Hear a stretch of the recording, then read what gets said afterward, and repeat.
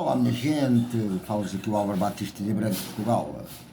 E então vamos continuar com a leitura do nosso Conversando com o Mestre Jesus, na questão 163, parte 15. Parte 15. Houve um erro atrás, mas pronto, ele retifica-se. E vamos com a questão 163. E a questão 163 diz respeito ao Livro dos Espíritos, à questão 76. A questão 76, que definição se pode dar dos espíritos? E o que é que nós aqui escrevemos? A questão 76, o Livro dos Espíritos nos diz para a definição do que é o espírito, que são os seres inteligentes da criação e que voam o universo para além do mundo material. E aqui pode dizer que os espíritos são os seres inteligentes da criação, que voam um universo fora do mundo material. Portanto, continua tudo em consonância, como podem ver, não andamos aqui a brincar, nunca andamos a brincar, nem se brinca com coisas destas sérias, porque depois seremos humilhados, porque também humilhamos, não é? Descarnecemos daquilo que não devíamos descarnecer. Todo mundo sabe. A resposta: não vale a pena. Esta definição está atual e compreensível para o vosso momento presente. Atual e compreensível para o momento presente. Portanto, precisamos estar aqui a meter coisas que não interessam, por enquanto. Pergunta 164. A questão 77 do Livro dos Espíritos nos diz que os espíritos são criação de Deus. Logo, somos seus filhos, porque somos sua obra. Como cria Deus os espíritos? Os espíritos não surgem pela fecundação como os homens, como ele os cria. Diz que cria-se um espírito e ele assim ocorre. Na gênese da formação do espírito de Deus, por sua vontade, origina a vida ou os elementos que ela irá conduzir. Sendo Deus espírito, é lógico que sua criação primeira seja a espiritual. Questão 165. A questão 78. O Livro dos Espíritos nos diz que os espíritos tiveram um princípio de criação. Senão seriam iguais a Deus. Em que momento se iniciou essa criação e como Ele nos criou? Como te disse, Ele nos criou por força de sua vontade. Nós dimanamos de Deus por força de leis espirituais. A criação, neste caso, é espiritual e nada tem a ver com a reprodução terrestre. A questão 166. Pergunta: a questão 79 do Livro dos Espíritos nos diz que os espíritos são individualizações do princípio inteligente. Centelhas, anímicas, com inteligência. Se Deus gera um ser inteligente individual, a composição genética espiritual do ser criado não será a mesma do seu Criador? Resposta: vamos analisar a tua pergunta, que encerra várias questões. Diz antes que os espíritos são criações do princípio inteligente e são individualizadas. São seres individuais que irão assumir suas faculdades psíquicas à medida que evoluírem. Eles dimanam do Pai, como todos nós. Na criação do espírito não podemos dizer que existe uma composição genética espiritual, mas sim inteligência ativa e dinâmica. Quando falamos no modelo organizador biológico, aí sim o espírito tem a genética que irá imprimir ao corpo físico a criar os seus aspectos físicos e todos os órgãos e moléculas respeitantes ao corpo físico. Na origem não há genética, só criação inteligente.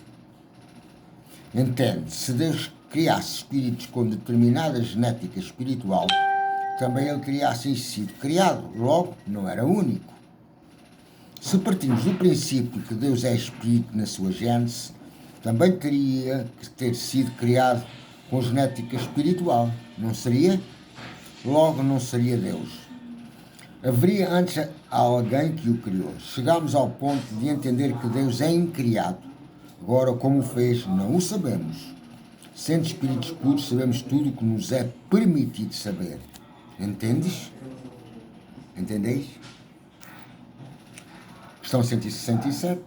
A questão 81 do livro dos Espíritos nos diz que Deus criou os Espíritos pela sua vontade. A resposta parece-nos ser demasiado simplista. A inteligência é algo complexo, logo para se formar necessitaria da aglomeração de vários componentes, como o cérebro humano, não será? Como podia Deus conceber todos esses componentes e dotar assim uma alma desses vários elementos que constituem a inteligência do espírito?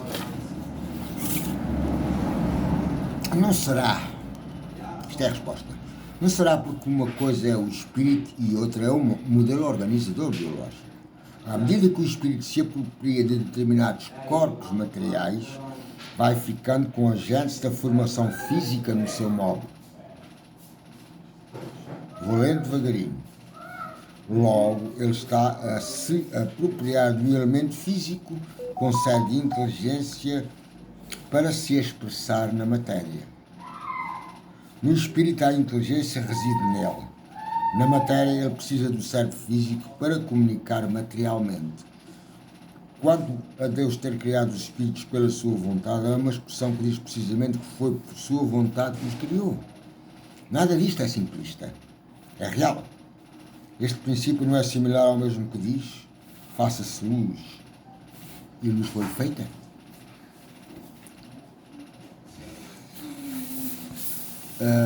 Reparai o teor das perguntas e os teor das respostas.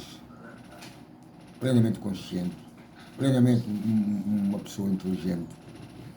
Fui eu que respondi? É óbvio que não. É óbvio que não, meus senhores. Perfeitamente pelas perguntas se vê quem responde. O que é? Podes.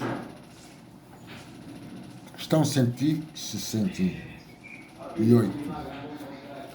Quanto à questão 83 do Livro dos Espíritos, podemos afirmar que os espíritos não têm fim? Os espíritos são eternos, jamais terão fim. Se os espíritos tivessem fim, Deus teria fim, e o que sustenta o cosmos, que é Deus, esse mesmo cosmos, iria cedo ou tarde desaparecer e retornaríamos à escuridão, ao nada. Agora pior, sem Deus, e todos nós seríamos aniquilados. Achas lógico e razoável? Repara, Cristo aqui não está a falar à ciência, Cristo aqui está a falar à nossa realidade, à nossa lógica, à nossa racionalidade e à nossa lógica de pensamento. E este é um liame muito importante em qualquer religião. Ela tem que nos falar à racionalidade e à lógica. Quando elas não nos permitem ser racionais e lógicos, são falsas.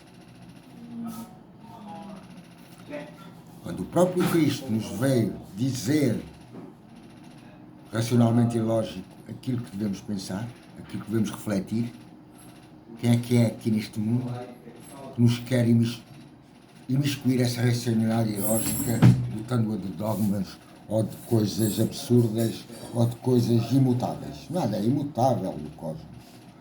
Tudo é dinâmico. Até nós somos dinâmicos.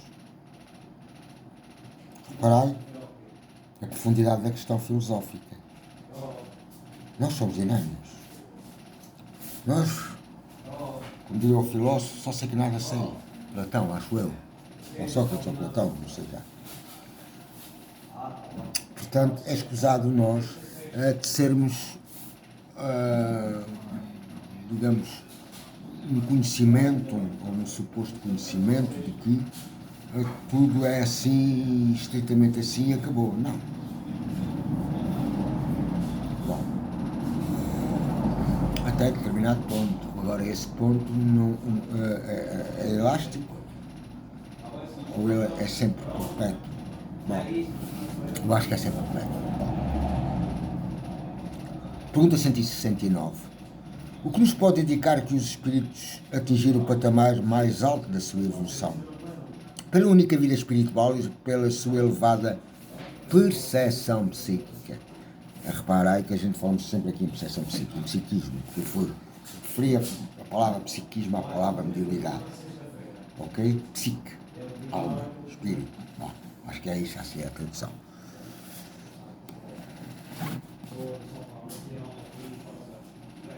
Pergunta 170. O homem, antes de atingir o seu estado de espírito puro, passou pelo reino vegetal, animal e homo. E homo? É que só assim concebemos a verdadeira evolução e a oportunidade de todas as criaturas chegarem ao patamar superior da espiritualidade. Os corpos são ferramentas que o espírito utiliza para evoluir, passando de uns para outros à medida que cresce a inteligência e seu modelo organizador biológico permite formar novas vestimentas mais subtis e complexas. Será? Perfeitamente. Nada no cosmos é criado para a inutilidade. O espírito simples e ignorante irá, à medida que vai evoluindo, assumir corpos materiais condizentes ao seu grau de evolução. O espírito passa por diversas formas materiais e prossegue até ao hominal e deste espírito puro. A regra é a evolução e a experiência do espírito. A regra é a evolução e a experiência do espírito. E fechamos este nosso 15ª parte.